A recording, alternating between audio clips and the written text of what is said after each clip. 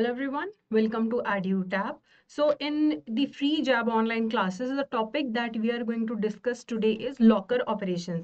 तो आपका जो चैप्टर नंबर 15 है एंसिलरी सर्विसेज, उसका ये पार्ट है लॉकर ऑपरेशंस। तो ये जो हम क्लासेस ले रहे हैं ये हमारे initiative JAIIB free online classes के तहत है, जिसमें हम हर रोज मंडे टू सैटरडे आपके लिए कुछ टॉपिक्स लेके आते हैं from different components of JAIIB, जैसे कि स्टार्टिंग विद पीपीबी, फिर नेक्स्ट ये होता है AFM, then IEIFS by Surendra sir. तो आज हम करने जा रहे हैं लॉकर ऑपरेशंस। अगर आपने पिछले वीडियोस नहीं देखे हैं तो आप चैनल पे जाके इन वीडियोस को देख सकते हैं, क्योंकि बहुत ही कम टाइम में हम एक टॉपिक कंप्लीट करवा देते हैं और हर टॉपिक के एंड में कुछ 4-5 MCQs होते हैं उस टॉपिक से related. So let's start with the locker operations.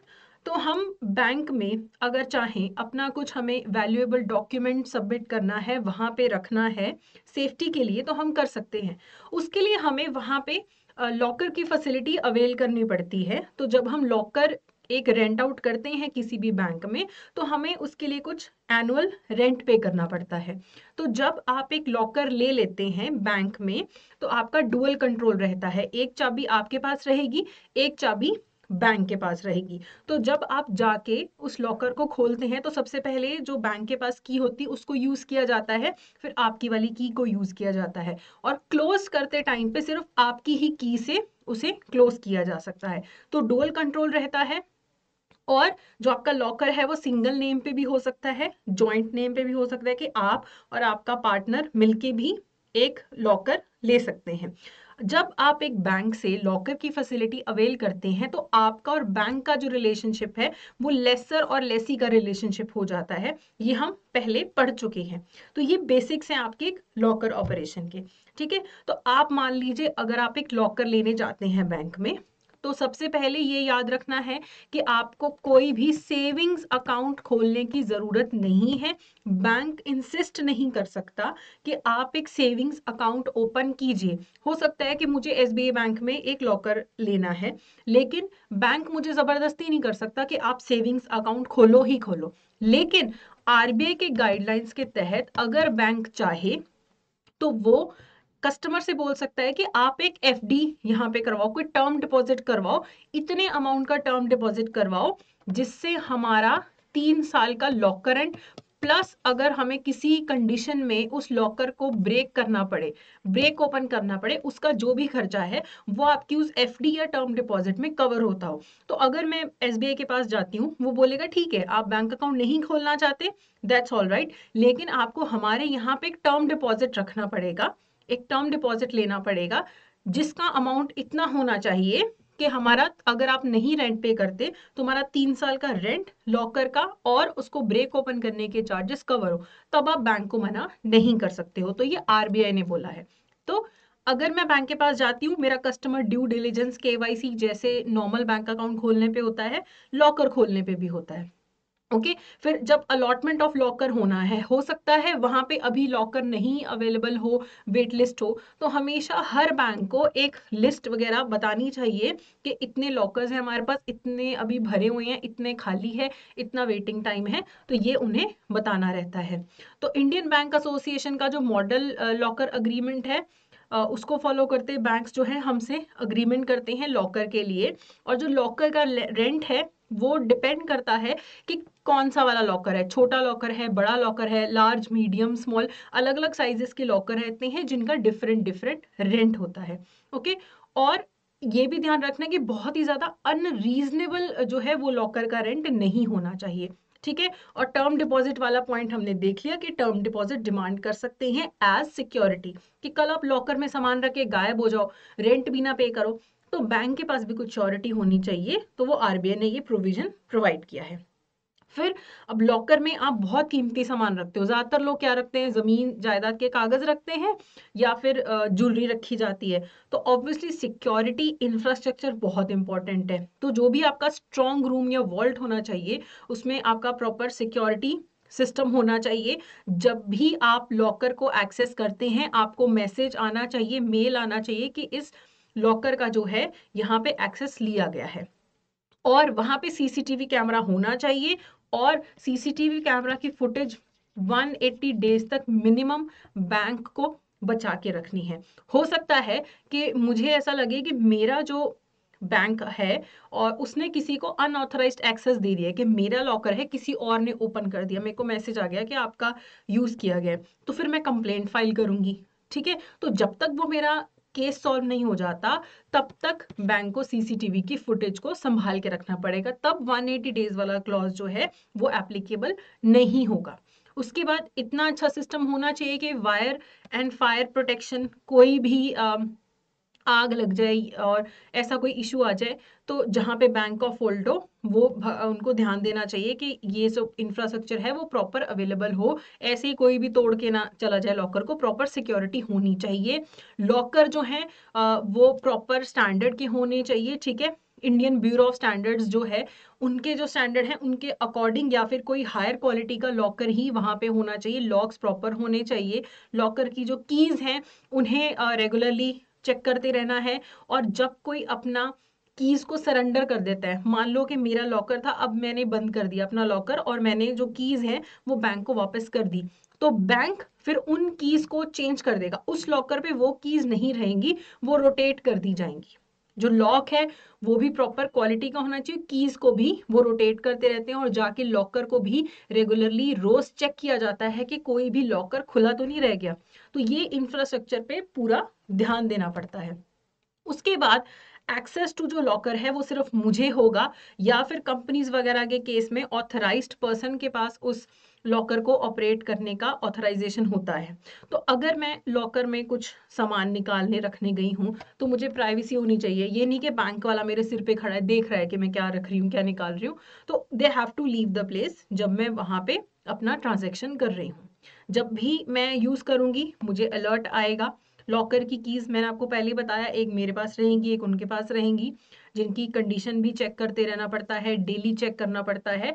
और जो भी ये डेटा है लॉकर से रिलेटेड, ठीक है, ये कोर बैंकिंग सॉल्यूशंस जो हैं आजकल तो सॉफ्टवेयर वगैरह होते हैं, वहां पे सारा रिकॉर्ड मेंटेन होना चाहिए लॉकर ऑपरेशंस को रह के।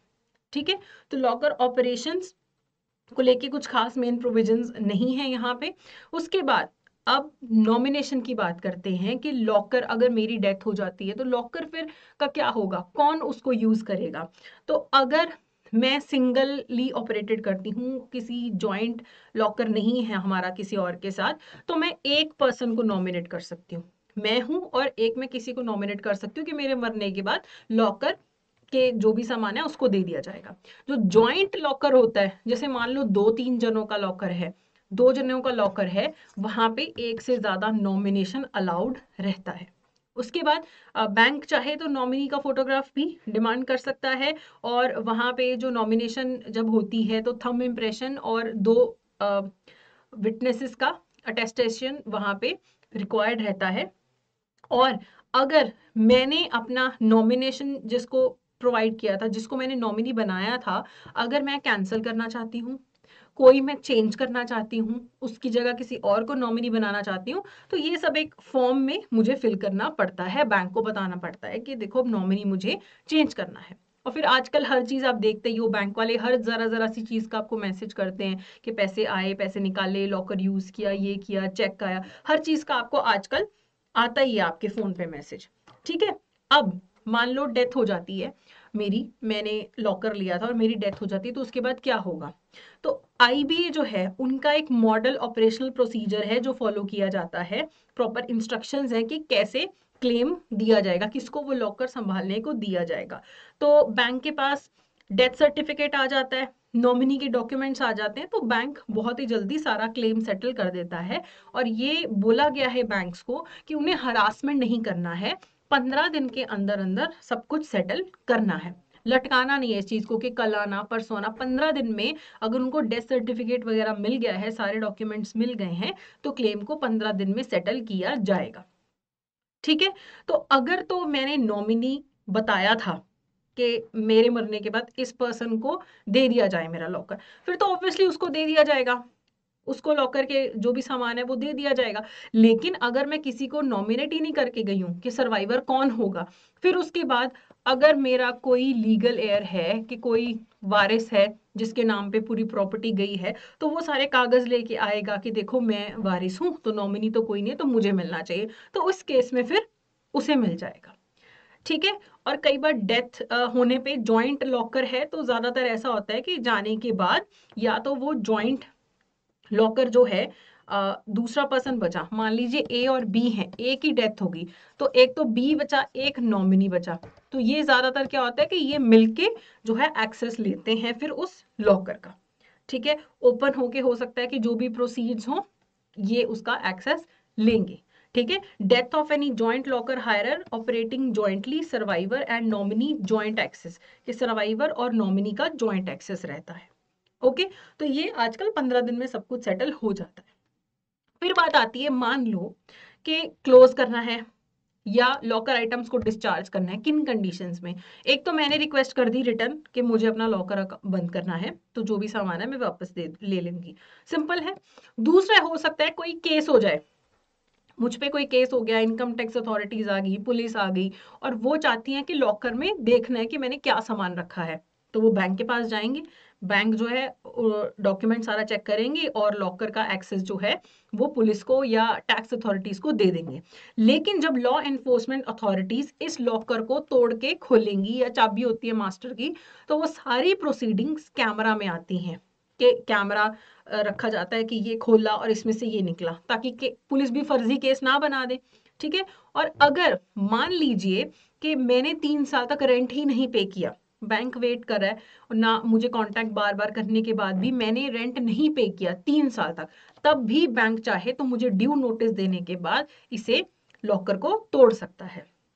एक और कंडीशन है कि मेरा रेंट आ रहा है, लेकिन मैंने ऑपरेट ही नहीं किया, 7 साल हो गए ना मैंने ऑपरेट किया, ना मैं बैंक में आ रही हूं, और मुझे ट्रेस भी नहीं किया जा सकता, लेकिन रेंट आ रहा है, तो भी बैंक 7 साल होने पे इस लॉकर को तोड़ सकता है, खोल सकता है, और जो भी लीगल प्रोसीजर है वो फॉलो कर सकता है।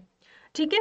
तो ये आपका मेन प्रोविजन है। आखिरी प्रोविजन है लाइबिलिटी ऑफ बैंक्स। तो बैंक को हमेशा एक प्रॉपर पॉलिसी मेंटेन करके रखनी है कि ये देखो, ये हमारी पॉलिसी है, अगर ऐसा कोई भी नुकसान होता है, लॉकर में प्रॉब्लम आती है, तो फिर ये हमारी पॉलिसी है कि हम कैसे डील करेंगे, हमारी ये लाइबिलिटी होगी। ठीक है। लेकिन अगर कोई ऐसी वजह से आपका लॉकर खराब हो जाता है, सामान खराब हो जाता है, जिसमें नेचुरल कैलेमिटी, अर्थक्वेक आ गया, लॉकर टूट गया, बैंक की लायबिलिटी नहीं होगी। एक्ट्स ऑफ गॉड हैं कोई भी और, कि भगवान के कारण कुछ हुआ है, जैसे अर्थक्वेक भगवान के कारण आते हैं, कुछ फ्लड्स आ गए, तो आप फिर बैंक को जिम्मेदार नहीं ठहरा सकते। ऑब्वियसली बेसिक सिस्टम होना वहां पे सिक्योरिटी का जरूरी है, बेसिक अच्छा इंफ्रास्ट्रक्चर होना जरूरी है, लेकिन natural calamities, acts of God में बैंक की लायबिलिटी नहीं रहती है।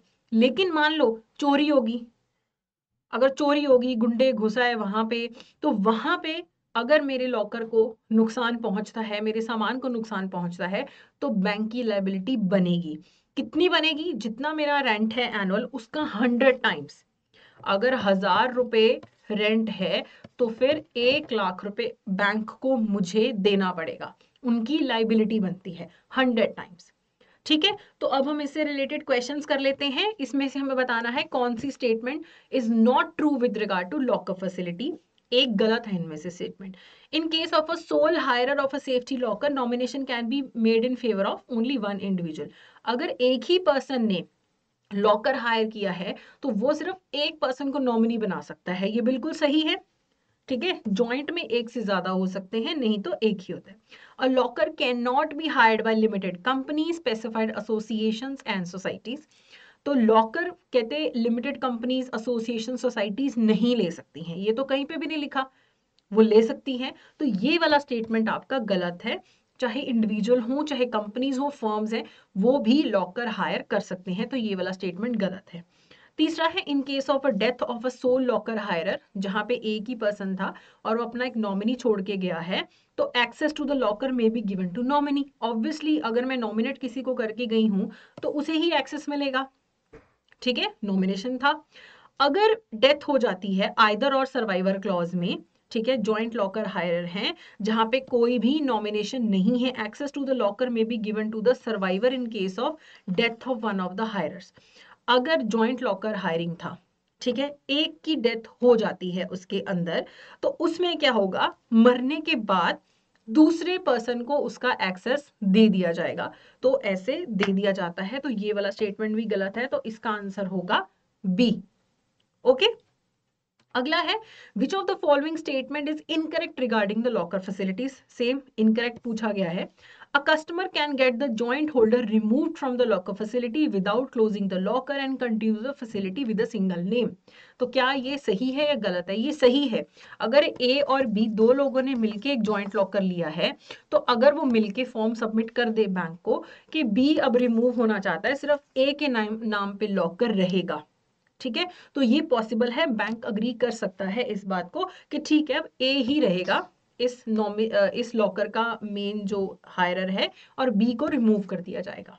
तो ये अवेलेबल है, ये ऑप्शन सिंगल नेम पे ट्रांसफर हो सकता है, ठीक है। उसके बाद customers don't need to open a savings account in the same bank for availing the lockers. ये भी बिल्कुल सही है कि अगर मुझे लॉकर की फैसिलिटी लेनी है तो मुझे वहां पे सेविंग्स अकाउंट खोलने की जरूरत बिल्कुल भी नहीं है। ये भी बिल्कुल गलत है, सही है, यानी कि ये भी सही है। If one surrenders the locker before time the proportionate amount of advance rent is not refunded by the banks. अगर मान लो मैंने 1 साल का रेंट दिया हुआ था, ठीक है, तो साल था अप्रैल से लेके अगले मार्च तक का, लेकिन मैंने दिसंबर में ही अपना लॉकर क्लोज कर दिया, लेकिन मैंने रेंट तो एडवांस में दे रखा था 1 साल का, तो क्या मुझे बचे हुए 3 महीनों का रेंट वापस मिलेगा? तो यस, मिलता है, हमेशा मिलता है। अगर मैंने एडवांस में बंद कर लिया तो लॉकर का मेरे को वापस मिलेगा पैसा। तो ये वाला स्टेटमेंट गलत है, नॉट रिफंडेड नहीं होगा, रिफंडेड होगा, रिफंड मिलता है, तो ये वाला स्टेटमेंट गलत है। बैंक्स में obtain a term deposit from the customer at the time of locker allotment. ये भी मैंने आपको बताया, आरबीआई ने अलाउड किया है कि एक टर्म डिपॉजिट जिससे 3 साल का रेंट कवर होता हो वो लिया जा सकता है, वहां पे जो कस्टमर है वो मना नहीं कर सकता। अगला question, the bank shall be held accountable for any loss of your locker contents caused by theft, burglary, robbery.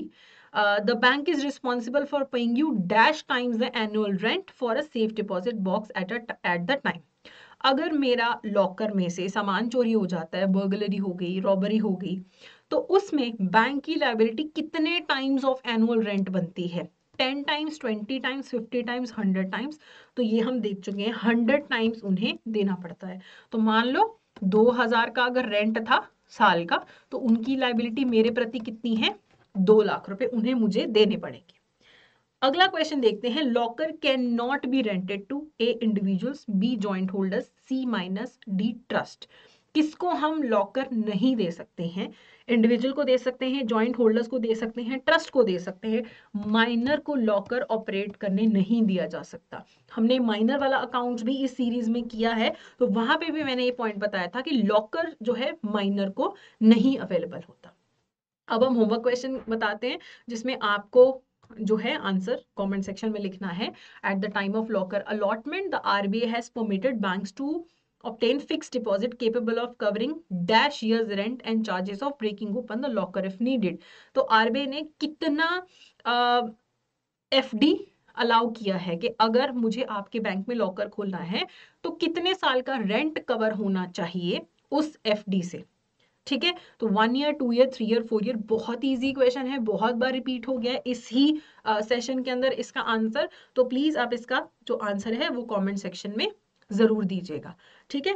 तो अगर आपने पुराने वीडियोस नहीं देखे हैं तो आप देख सकते हैं और आपको अक्टूबर में जो एग्जाम है उसकी अच्छी प्रिपरेशन हो सकती है। So that's it for today, thank you so much.